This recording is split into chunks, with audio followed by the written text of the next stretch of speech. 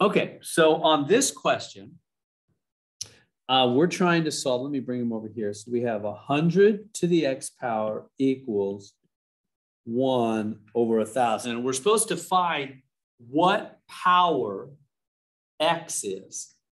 What does x have to be? What is the power there? What is the power right here? X has to be to make 100 to that power become 1 over 1,000. Well, here's what you do when you have this kind of question. Step number 1, make the bases the same. What do I mean? Well, right now, one of them's 100, the other's 1,000. I'm going to make them both become 10. This is going to be 10. Keep the equal sign in the middle, and this is going to be 10.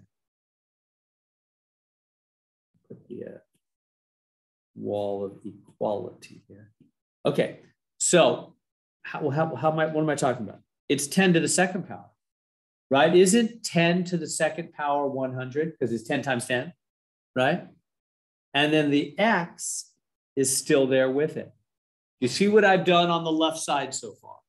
I took that 100 and I said, I'm gonna rewrite it as 10 to the second power.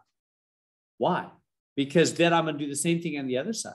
How do you get 1,000 from a 10? Well, 10 times 10 times 10 is 1,000, right? 10 times 10 is 100, times another 10 is 1,000. Just keeps adding a 0 every time, doesn't it? So 10 times 10 times 10, meaning 10 to the third power, is 1,000, right? Okay, yeah, great. So, but we have 1 over 1,000, right? Do you know what flips things? We got to flip it, don't we? It's going to be 10 to the minus 3 power will be 1 over 1,000. So I'm going to rewrite this as 10 to the minus 3. That's what 1 over 1,000 is, 10 to the minus 3. Let me pause there for a second and let you digest that. Do you see that? Mentally digest that. Let that sink in. You see what's happened there? I've written both sides as the same base. They're both just 10 to some power, aren't they? 100 is just 10 squared, 10 times 10.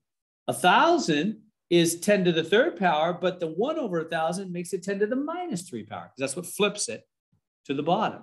Okay, great. You're probably like, all right, I see that. I see it, Mr. Heron. Great, great. So what?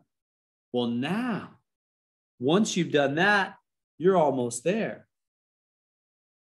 Now, well, I'm going to say now, set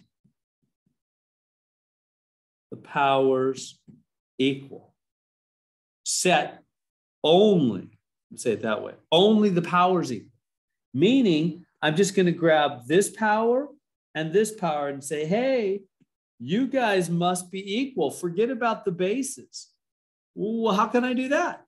Well, it's because it's got to be true, right? If 10 to some power is equaling 10 to another power, well, then those powers have to be the same. Because if they were different, how would 10 to one of them equal 10 to the other? You see, you feel the logic? Right? Once you've made the bases the same, which we did in step 1, then you know the powers have to be equal also. Otherwise, if they were if this 2x power was somehow something different than the other power, then 10 to it wouldn't be equal to 10 to the other one. Those powers have to be the same. Or 10 to one of them wouldn't equal 10 to the other, would it? Those powers have to be equal. That's why 10 to one of them equals 10 to the other. Those powers have to be equal. Okay, so now we can solve for x, right? How do we solve for x? X is saying, I want to be alone. Divide by 2. Boom. X is, and you can write it as a fraction or a decimal. Either one of those is fine. I'll probably just put minus 1.5. And there's our answer. So, recapping, what do you do when you got a couple of things like this? Whoops, back here again. What do you do when you got a couple things like this? You step 1, you make the bases the same. You make both bases the same. 10 to the second power is 100. 10 to the third power is 1,000. And you got to make it negative 3 power because it's a fraction. It's been flipped to the bottom.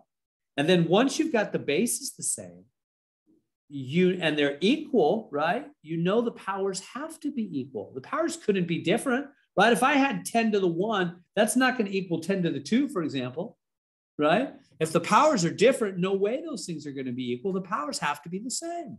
Once the bases are the same, since these are equal, you know the powers have to be equal also. Otherwise, the whole expressions would not be equal. Then you can just solve for x. And so there we go.